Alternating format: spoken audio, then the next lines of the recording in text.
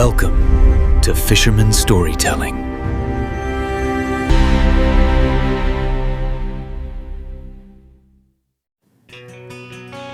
ထောင်ကျနေတဲ့နိုင်ငံသားတယောက်အဲ့ဒီနိုင်ငံရဲ့နိုင်ငံတော်ဝန်ကြီးချုပ်ဖြစ်လာနိုင်သလားသူเป็นနိုင်ငံသားလဲပြီးတော့ဘာအမှုနဲ့လဲ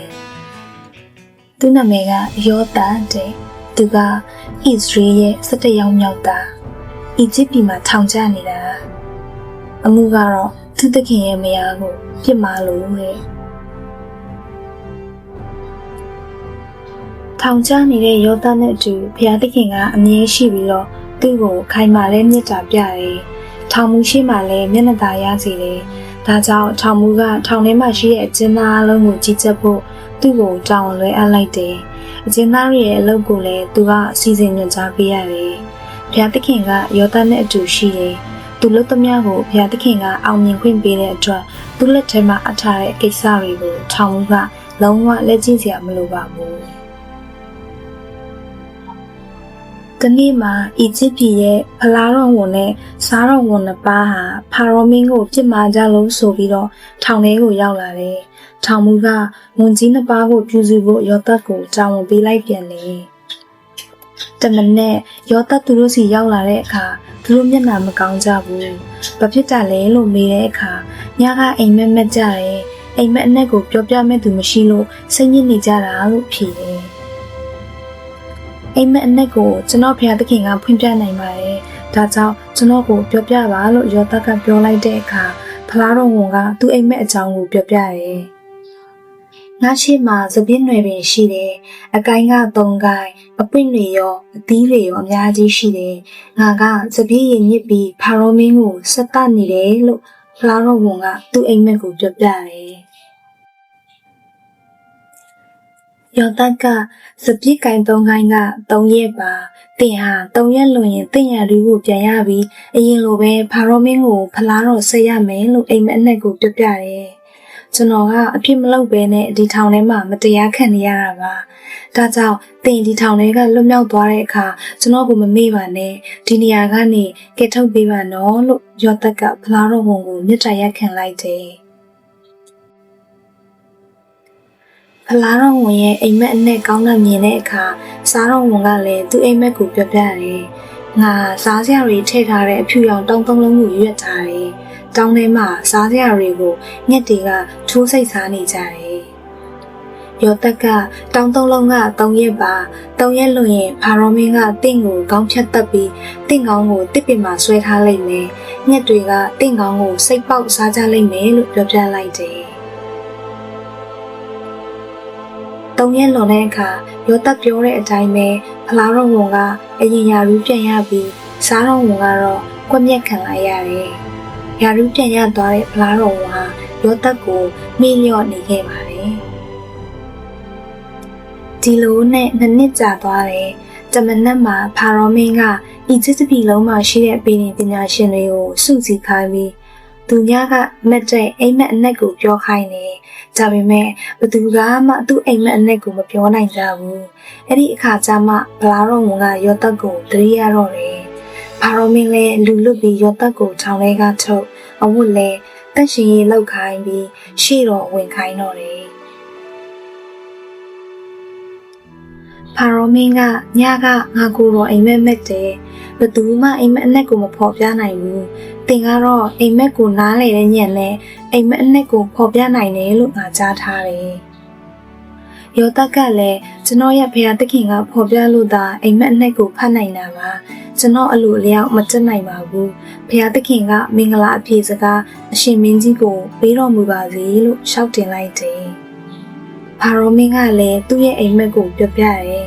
မျက်နှာမှာငါရက်နေတဲ့အချိန်လှပြီးဝဖြိုးတဲ့နွား9ကောင်မြစ်ထဲကနေထွက်လာတယ်။မျက်နှာမှာပေါက်တဲ့မြက်တွေကိုစားနေကြတယ်။ခဏနေတော့ပိန်လီနေတဲ့နွား9ကောင်ထွက်လာပြီးဝဖြိုးနေတဲ့နွား9ကောင်ကိုစားပစ်လိုက်ကြတယ်။နောက်ထပ်အိမ်မက်တစ်ခုကိုလည်းထပ်ပြီးမြစ်သေးတယ်။အလုံးကြီးပြီးကောင်းတဲ့စပား9နန်းဟာစပားတပင်ထဲမှာပေါက်ကြတယ်။ခဏနေတော့အလုံးသေးပြီးပျက်စီးနေတဲ့စပား9နန်းလည်းပေါက်လာတယ်။အလုံးသေးတဲ့စပနံတွေကအလုံးကြီးတဲ့စပနံတွေကိုစားပြစ်လိုက်ကြတယ်ဆိုပြီး သူ့အိမ်မက်ကိုပြောပြတယ်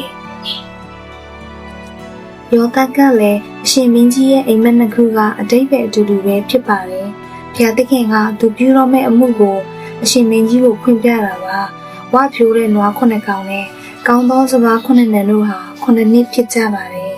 နွားပိန်9ကောင်နဲ့စပနံအသိမ်အပြင်း9နံဟာလည်း9နှစ်ပဲဖြစ်ပါတယ်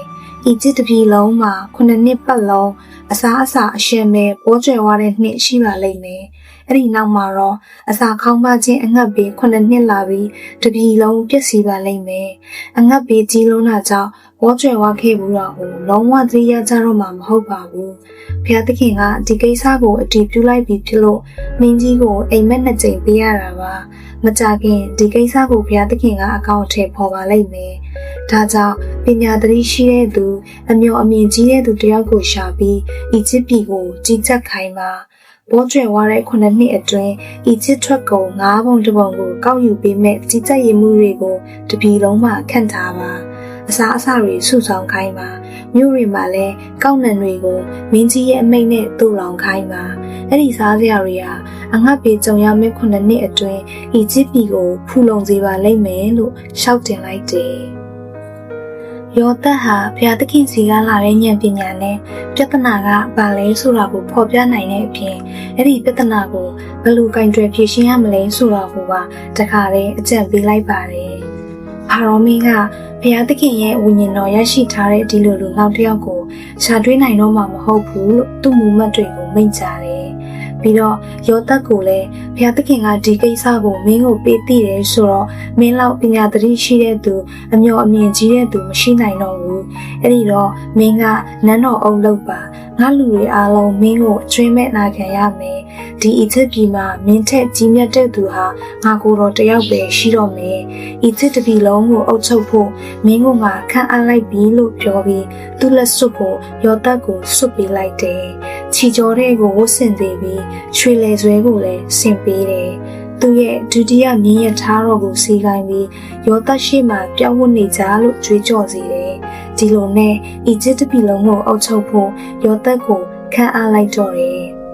ဖာရောမင်းကငါဟာဖာရောမင်းဖြစ်ပေမဲ့အီဂျစ်ပြည်လုံးမှာမင်းရဲ့ခွင့်ပြုမိတ်မရရင်ဘယ်သူမှကိုယ့်လက်ကိုယ်ချီကိုမမြောက်ရဘူးလို့ထပ်ပြောတယ်။ယောသက်ကိုဇာဖနာတဖာနာဆိုတဲ့ဖွဲ့ပေးပြီးဘရောဟိတ်အော်တိဖေရာရဲ့သမီးအာသနတ်နဲ့ထိမ်းမြပေးတယ်။အဲ့ဒီအချိန်ယောသက်ရဲ့အသက်က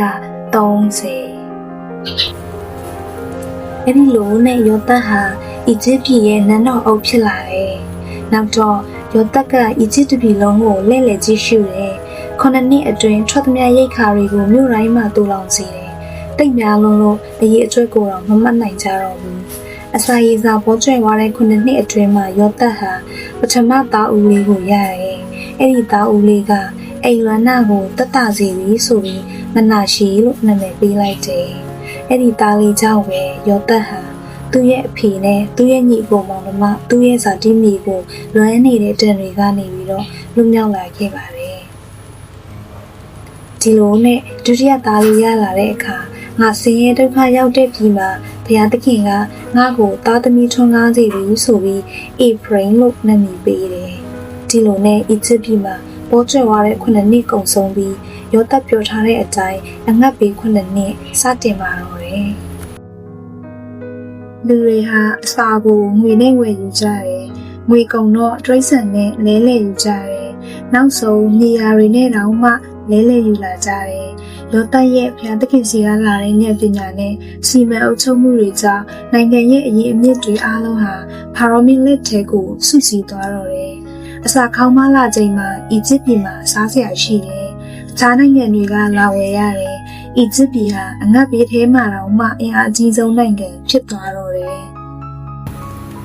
ဣသရေလ17ရက်မြောက်ယောသက်ဘယ်လိုအကြောင်းကြောင့်အီဂျစ်ပြည်ရဲ့ထောင်ထဲရောက်လာရတယ်လဲ။ထောင်ထဲမှာရှိနေတာတော့ဘုရားသခင်ကဘာလို့သူနဲ့အတူတူရှိရတာလဲ။သူမိသားစုကရောဗမာလဲဆိုတဲ့အကြောင်းတွေကိုနောက်ဗီဒီယိုမှာပြောပြပေးသွားမှာမလို့စောင့်မျှော်ကြည့်ရှုကြပါဦးနော်။